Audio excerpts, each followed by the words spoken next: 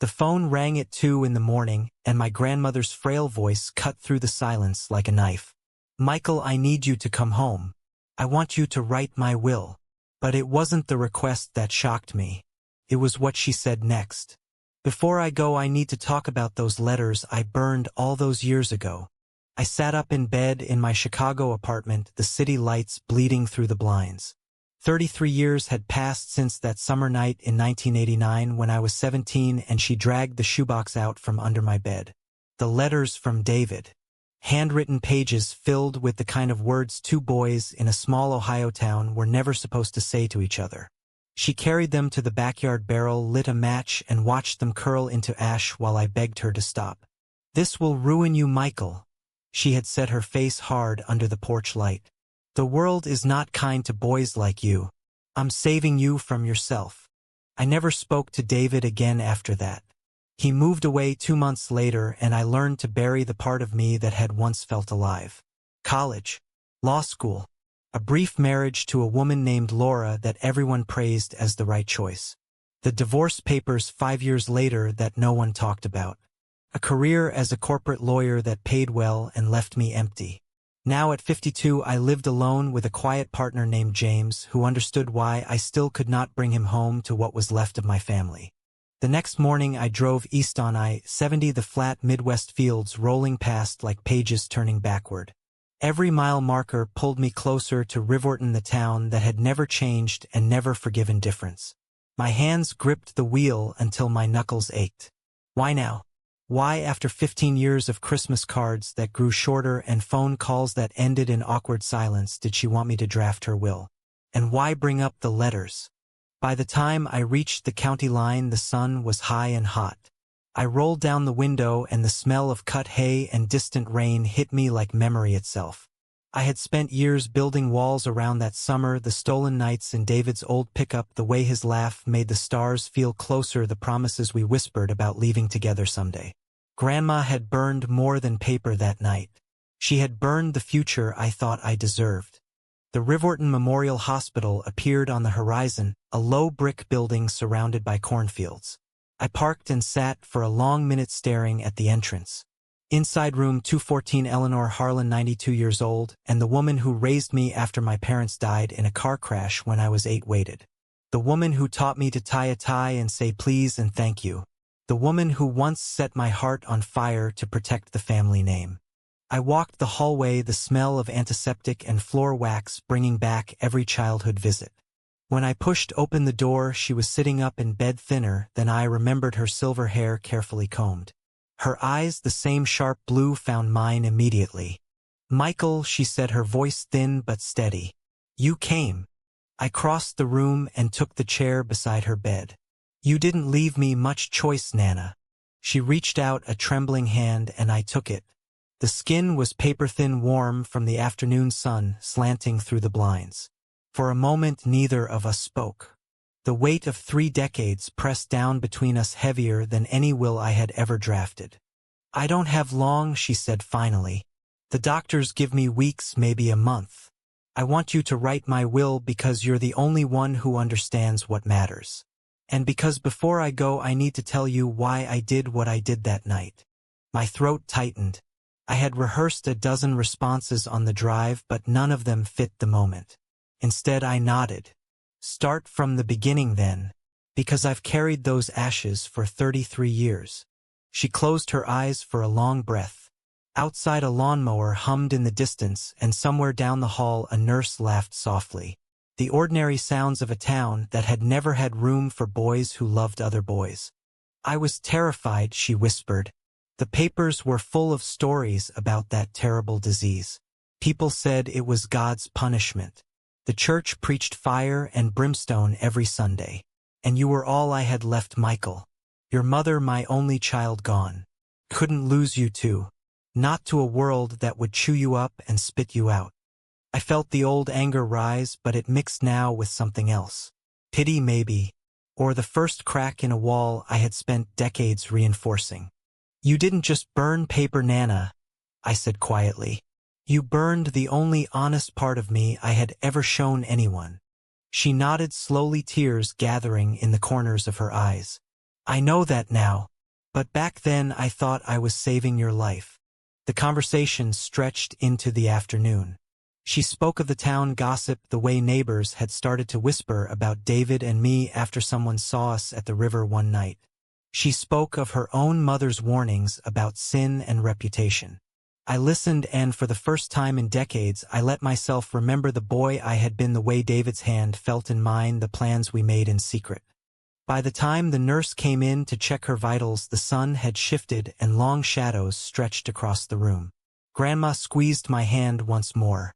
"Stay in town while you draft the will," she said. "The house is empty. Your sister Karen has the key.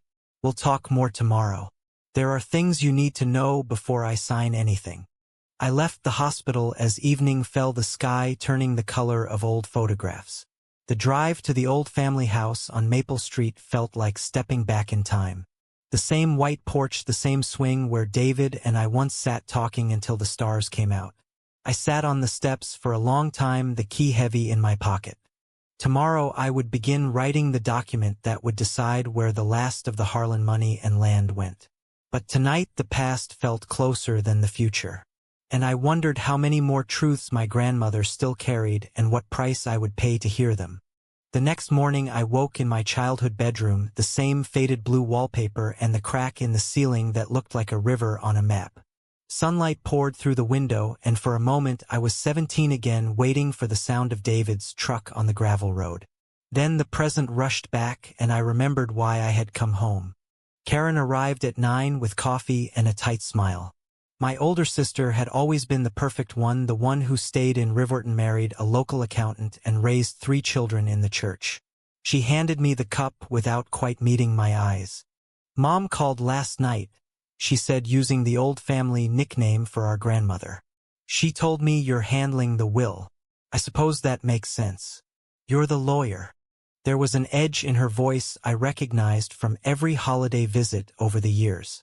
Karen had never said the word gay out loud, but her disapproval hung in the air like smoke. "I'm here because she asked," I replied. "Not to fight old battles." She set her own coffee down on the kitchen table, the same table where Grandma had served Sunday dinners, and where I had once hidden a letter from David inside my geometry book. "Old battles? You mean the one where you nearly destroyed this family with your choices?" "She was only trying to protect you, Michael. We all were." The words landed like stones. I had heard variations of them for decades, but hearing them now in this house while Grandma lay dying felt different. Sharper. "Protect me?" I asked. "By burning every word David ever wrote to me? By making me swear I would never see him again?" "That wasn't protection, Karen. That was fear dressed up as love." She looked away toward the backyard where the old burn barrel still sat rusting under the oak tree. "You don't know what it was like for her. The phone calls from the pastor. The looks at the grocery store. People asking if you were sick. It was 1989. We thought you might die." I wanted to tell her that the real sickness had been the silence, the years I spent pretending to be someone else. Instead, I changed the subject. "I need the financial papers. Bank statements, property deeds. Everything." Karen nodded and left to gather them from the study. While she was gone, I walked to the backyard. The barrel was smaller than I remembered. I ran my hand along the rusted edge, and suddenly I was 17 again, watching flames consume page after page of David's careful handwriting. "I love the way you look at me when you think no one's watching," one letter had said. Another ended with, "Someday we'll leave this town together. I promise." Karen returned with a box of documents. She wants the house sold and the proceeds split between the 3 of us grandchildren. The farmland goes to the church. That's been her plan for years. I flipped through the papers, my lawyer brain already calculating. The estate was modest by Chicago standards but substantial for Riverton. The church in question was the same one that had preached against people like me for generations. "We'll see," I said carefully. "I need to talk to her first." She said, "There are things I need to know." Karen's expression hardened. "Don't let her guilt you into changing anything, Michael. She did what she thought was right. We all did." The words lingered as I drove back to the hospital. When I entered Grandma's room, she looked smaller in the daylight, her hands folded on the blanket like fragile birds. "You saw Karen," she said, reading my face immediately. "She's protective of you," I replied, sitting down. "And of the way things have always been done here." Grandma gave a weak smile. "Protective. That's one word for it. Sit closer, Michael. There's something I never told you about that night." She reached for a small wooden box on the bedside table and opened it. Inside lay a single unburned envelope yellowed with age. My name was written on the front in David's handwriting. "I kept one," she whispered. "The last one he wrote before I made you end it. I couldn't bring myself to burn them all. I read it so many times over the years. It broke my heart every time." I took the envelope, my fingers trembling. The paper felt impossibly delicate. "Read it later," she said. "First I need to tell you the rest. Your grandfather, my husband, he wasn't the man everyone thought he was. He had secrets too. Secrets I protected the same way I tried to protect you. But I was wrong, Michael. About so many things." The room seemed to shrink around us. I held the letter like a lifeline and listened as my grandmother began to unravel a lifetime of choices and the heavy price each one carried. By afternoon, the family had gathered in the hospital waiting room like actors taking their places for the final act. Karen arrived with her husband and 2 of her grown children. My brother Robert drove in from Columbus looking uncomfortable in a suit that no longer fit him well. He clapped me on the shoulder the way men do when they want to avoid real conversation. "Been a while, Mike," he said. "Sorry it's under these circumstances." We made small talk about work and the weather while the tension coiled tighter. Everyone knew why I was there. The will, the money, the past that refused to stay buried. When the nurse finally led us into Grandma's room, the air felt thick. She looked from face to face, her eyes lingering longest on me. "I've asked Michael to draft my will," she announced, her voice stronger than it had been yesterday. "Because he's family and because he understands the law. But more than that, because he understands me." Karen shifted in her chair. "Mom, we've talked about this. The church has been good to you. The land should go to them like you always said." Grandma raised a hand. "I know what I always said, but I've had time to think these last months. Time to remember things I tried to forget." She turned to me. "Michael, the letter. Did you read it?" I had. "Late last night in the old house, sitting on the porch swing with fireflies blinking in the dark." David's words had cut deep even after all these years. "If your grandmother makes you choose, I'll understand. But know that my heart is yours no matter where I end up. Don't let them take that from you." "I read it," I said quietly. Grandma nodded. "Good.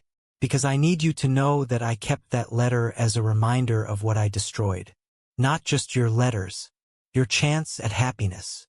Robert cleared his throat. "This is ancient history, Mom. Michael has a good life in Chicago. Career. He's fine." The word fine landed like a slap. I looked at my brother, the man who had once caught David and me kissing behind the bleachers and never spoken of it again. The man who had looked away when Grandma burned the letters. "I'm not fine, Robert." I said the words surprising even me. "I've spent 30 years being what everyone needed me to be. The successful son. The discreet one. The one who never brought his real life home. That's not fine. That's survival." Karen's face flushed. "Your real life? You mean the one you hid from all of us? The one that would have brought shame on this family?" Mom did what she had to do. The room erupted then. Voices overlapping, accusations flying. Robert tried to play peacemaker. Karen listed every sacrifice the family had made. Grandma listened with tears in her eyes until she raised her hand again. "Enough," she said. "This is why I called Michael. Because the rest of you are still fighting the same war I started. I was wrong. I was scared. And I passed that fear on to all of you like a poison." She looked at me. "The will is yours to draft, Michael. But I want you to do it with the truth between us. No more secrets. No more burned letters." The family left one by one, each carrying their own version of the afternoon's confrontation. I stayed behind as the sun went down, painting the room in gold and rose. Grandma took my hand again. Tomorrow we start writing. But tonight tell me about your life, Michael. The real one. The one I tried to take from you. For the first time in decades, I spoke openly about James, about the quiet life we had built, about the nights I still dreamed of David and the boy I used to be. Grandma listened without interrupting, her eyes never leaving my face. When I finished, she smiled a small, tired smile. I'm glad you found someone. I only wish I had let you keep the first one. That night, I drove back to the empty house, the unburned letter in my pocket like a second heart. The weight of the coming days pressed down, but for the first time in years I felt something close to hope. Or maybe just the beginning of truth. Drafting the will became a daily ritual. Each morning I brought fresh documents to the hospital, and each afternoon Grandma and I talked. Not just about assets and beneficiaries, but about the past, the choices, the consequences. On the third day, she told me the full story of my grandfather. How he had carried on a long affair with a man in the next county during the 1950s. How she had discovered the letters hidden in his workshop and burned those too. How she had stayed married because divorce was unthinkable and because she believed love could be willed into the shape society demanded. I thought if I could make you different, I could fix what was broken in him, she confessed. But all I did was break you instead. I sat with that for a long time. The parallels were painful. 2 generations of men who loved other men. 2 generations of women who tried to erase that love with fire. David came to see me once, she said suddenly. About a year after you left for college. He stood on the porch and asked me where you were. I told him you were better off without him. That you had a girlfriend now. He looked at me like I had killed something precious. Then he left and I never saw him again. The revelation hit hard. I had always assumed David moved on, quickly found someone else. The idea that he had come back for me changed the shape of the memory. Why are you telling me this now? I asked. Because I'm dying, Michael. And dying people run out of reasons to lie. That evening I drove to the river where David and I used to meet. The water moved slow and dark under the bridge. I sat on the same fallen log and read his letter again by the light of my phone. The words hadn't changed, but my understanding of them had. They were no longer just the words of a heartbroken boy. They were proof that what we had was real. That someone had loved me exactly as I was before I learned to hide. When I returned to the house, Karen was waiting on the porch. She had let herself in with her key. We need to talk, she said. Without Mom. Without the others. I sat down across from her. The swing creaked under my weight, the same creak I remembered from childhood. You're going to change the will, aren't you? She asked. Give everything to some cause that supports your lifestyle. Punish the family for what happened 30 years ago. I shook my head. I'm drafting what she wants, Karen. But I'm also making sure she understands the consequences of her choices. The same way she made me understand the consequences of mine. Karen's eyes filled with tears, sudden and surprising. I helped her burn them, you know. The letters. I was home from college that weekend. I saw the box and I told her what I thought it meant. I thought I was protecting you too. The confession should have made me angry, but instead it brought a strange kind of relief. The secret had been shared now. The burden no longer mine alone. We were all trying to protect something, I said. The problem was we were protecting the wrong things. We sat in silence for a long time, the night sounds of Riverton filling the space between us. Crickets. A distant train. The occasional car passing on the main road. I don't know how to fix this, Karen whispered finally. I don't know how to look at you and not see the boy who almost ruined everything. Maybe you start by seeing the man who survived it, I replied. She left shortly after and I stayed on the porch until the stars came out. For the first time the house felt less like a museum of old pain and more like a place where healing might still be possible. The moral dilemmas grew heavier as the will took shape. Grandma wanted to leave a significant portion of the farmland to the church that had shaped her worldview. The same church that still taught that people like me were broken. I sat across from her with the draft document and laid out the numbers. You can do this, I said. But I need you to understand what it means. That money will support teachings that say my life is wrong. That love like mine is a sin. She listened carefully, her hands folded in her lap. I know, and I'm asking you to help me change it. Not because I'm afraid of hell, Michael, but because I'm afraid of leaving this world having hurt the people I love most. We reworked the document together. The church would receive a smaller bequest designated for community programs rather than doctrine. The bulk of the estate would be divided more evenly with provisions for education funds for her great-grandchildren without restrictions. But the real work happened in the conversations that surrounded the legal language. Grandma asked about James, about whether I was happy, about the life I had built despite her interference. I was wrong to burn those letters, she said one afternoon, her voice cracking. But I was also wrong to teach you that love had to be hidden.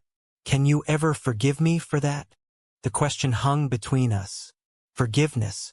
The word felt too small for the decades of loneliness, too large for the fear that had driven her actions. I'm trying, I answered honestly.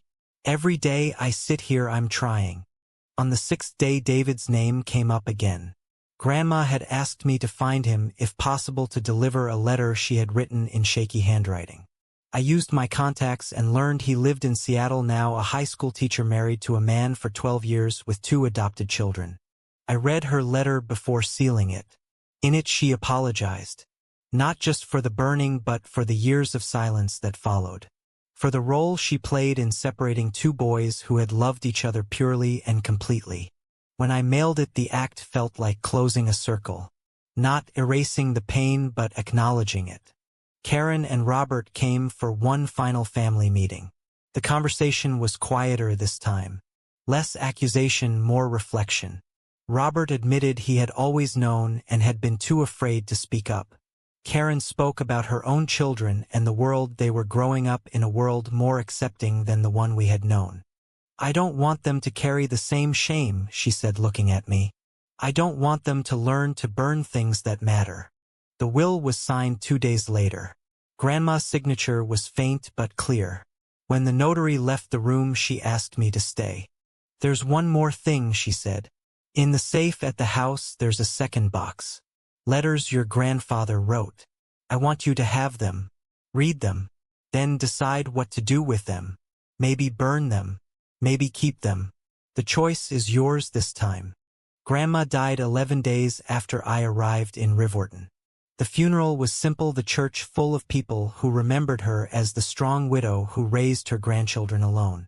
I stood at the front with Karen and Robert, and for the first time in years we stood together without the old walls between us. After the service, I drove to the house one last time. The safe in the study contained the box she had mentioned. Dozens of letters tied with faded ribbon. My grandfather's handwriting was careful and tender. The love he described was the same love I had felt for David. The same love I felt for James. I sat on the porch swing and read them all as the sun went down. When I finished, I carried the box to the backyard and stood in front of the old burn barrel. The rusted metal seemed smaller now, almost harmless. For a long moment I held the matchbook in my hand. The choice was mine, as she had said. I could burn the evidence of another man's hidden life. I could erase the past the way she once tried to erase mine. Instead, I closed the matchbook and carried the letters back inside. Some truths deserved to be preserved. Some stories needed to be told. James flew in for the reading of the will. I introduced him to Karen and Robert without apology. There were awkward handshakes and careful conversation, but no burning. No demands to hide. Later that night, on the same porch where I had once dreamed of escape, I told James the whole story. The letters, the fire, the decades of silence, and the slow, painful return to truth. When I finished, he took my hand. You survived all of it, he said. And you're still here, still able to love. The next morning we drove out of Riverton together, the fields stretching wide and golden under the summer sun. In the rearview mirror, the town grew smaller until it disappeared behind a hill. I thought about the question that had followed me for 33 years. The question my grandmother's final request had forced me to answer. In the end, was my grandmother's act of burning those letters a cruel betrayal that stole my first chance at love? Or was it a desperate attempt to protect me from a world that wasn't ready? And who gets to decide which one it was? The answer, I realized, was no longer hers to give. It was mine, and I chose to forgive not because she deserved it, but because I finally deserved peace. What would you have chosen?